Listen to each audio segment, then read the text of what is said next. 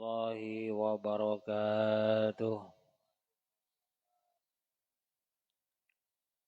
Al-Fatihah.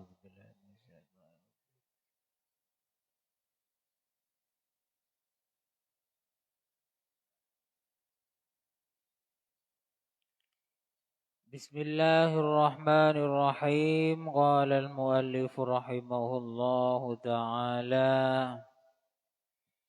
Wa nafa'ana bi'ulumihi fid daraini amin. Masih di bab larangan berani menyakiti kedua orang tua dan memutus tali persaudaraan bagian yang ketiga. Kemarin sudah dijelaskan menurut hadis muttafaqun alaih.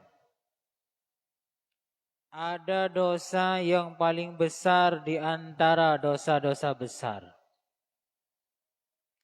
Jadi dosa yang paling besar di antara dosa-dosa besar yang lainnya itu ada 3. Syirik kepada Allah. Yang kedua, menyakiti kedua orang tua. Yang ketiga, berkata bohong atau berbohong. Semuanya itu paling besarnya di antara dosa-dosa besar. Sekarang hadis yang kedua. Wa an Abdullah bin Umar bin Al-As radhiyallahu anhuma. Anin Nabi sallallahu alaihi wasallam qala. Al-kabairu al-isyraku billah wa uququl walidain. Dosa-dosa pertama syirik kepada Allah, menyekutukan Allah Ta'ala. Membuat keyakinan bahwa selain Allah mempunyai kekuatan. Selain Allah bisa memberi rezeki. Selainnya Allah bisa memberikan keselamatan. Itu syirik. Umpamanya ke kuburan, minta di dalam kuburan itu, Mbah, saya tolong Mbah kasih rezeki yang banyak. Itu syirik. Kalau ke kuburan niatnya cuma mencari barokah, tidak apa-apa.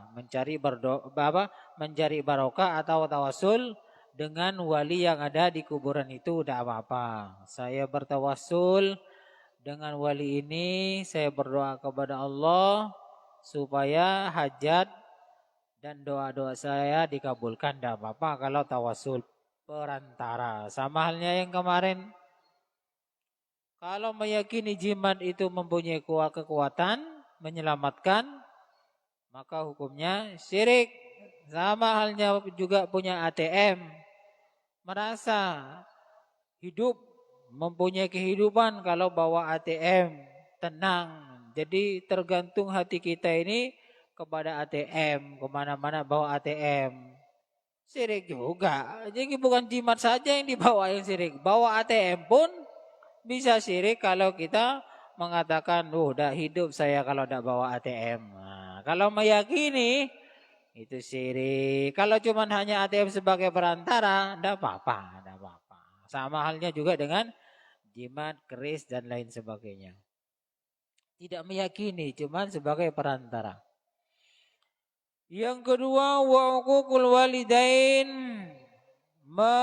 berani menyakiti hati kedua orang tua, menyakiti fisik, menyakiti hatinya itu hukumnya dosa besar.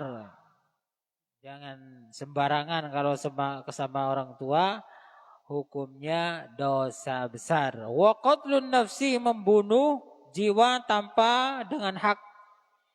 Contohnya ya membunuh carok ya. Walaupun kita ini membela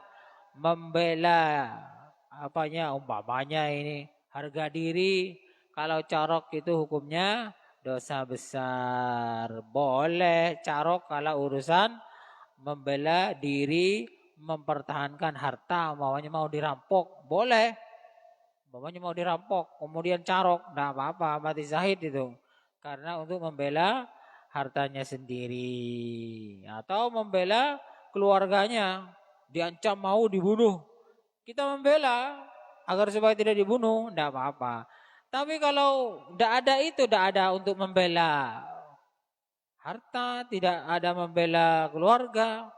Kungkro todus eko caen, dikata-katain malu langsung ngajak carok. Nah, ini yang tidak boleh. Kalau umpama terancam akan dibunuh, boleh melawan. Ketika melawan, maka mati syahid.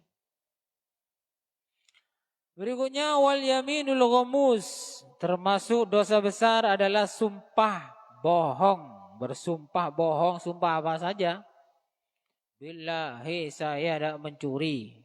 Dosa besar itu. Kalau mencuri. Billahi saya tidak punya istri. Dua umpamanya. Sumpah bohong. Dosa besar ya. Dosa besar. Pokoknya berbohong, bersumpah. Tapi isinya sumpahnya itu bohong. Hukumnya dosa besar. Rawahul Bukhari. Hadis riwayat Bukhari. Hadis yang ketiga wa anhu dari Abdullah bin Al-As, Ibnu Umar bin Al-As. Anna Rasulullah sallallahu alaihi wasallam qala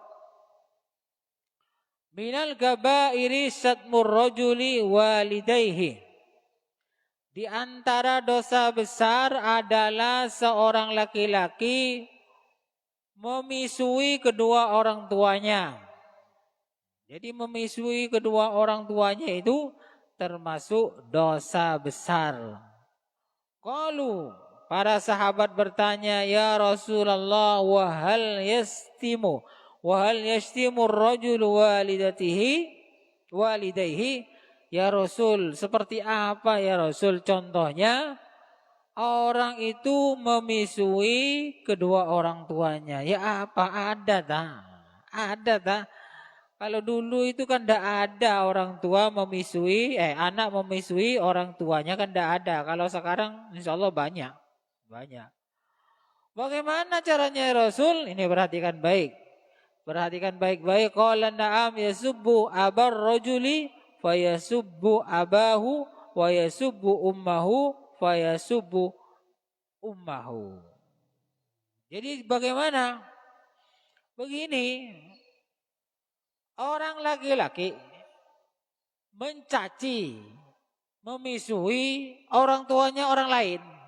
Kemudian orang lain itu balik mencaci, memisui orang tua kita. Nah, ini juga dosa besar. Jadi kita ini kalau memisui orang tua orang lain, maka kemudian orang lain memisui kedua orang tua kita, maka itu sama halnya dengan dosa besar. Makanya ada usah nyacat-nyacat orang tuanya orang lain. Anak-anak sekarang ada yang mengatakan begitu, ada. Kadang bapaknya itu disebut ya. Apa kayak bapaknya hitam lah, hitamnya disebut, akhirnya yang dijelek-jelekan itu memisui orang tua kita. Jadi memulai memisui orang tua orang lain, mencaci orang tuanya orang lain, kemudian orang lain memisui balik kepada orang tua kita. Ini yang disebut dengan memisui yang dianggap menjadi dosa besar. Zaman sekarang ada itu, leluhurnya orang lain ini jahanam lah, itu jahanam, itu rungkat dan lain sebagainya. Akhirnya yang lain membalas. Nah, sama-sama membalas.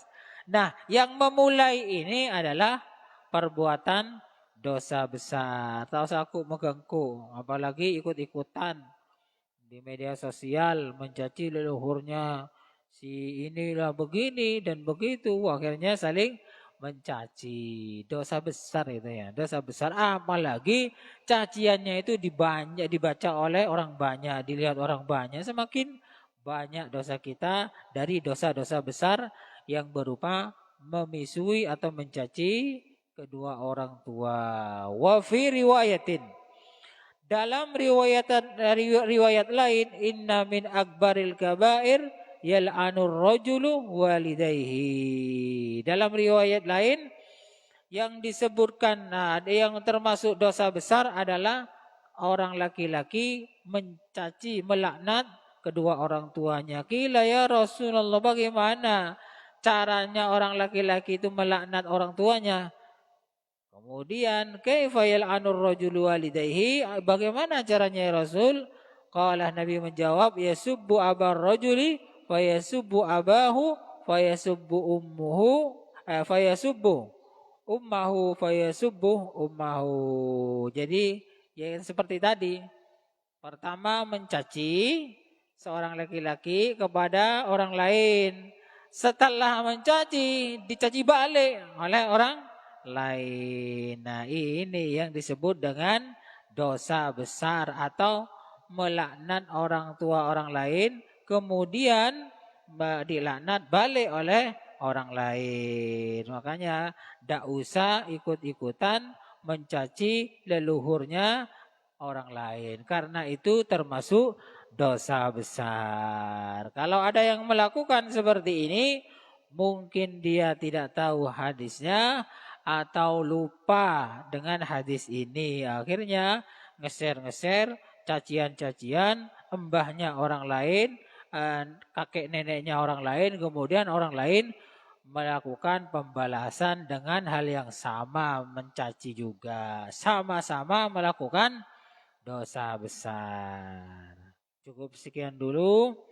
Kurang lebihnya saya mohon maaf. Mudah-mudahan bermanfaat. Wallahu a'lam bishawab. Al-Fatihah.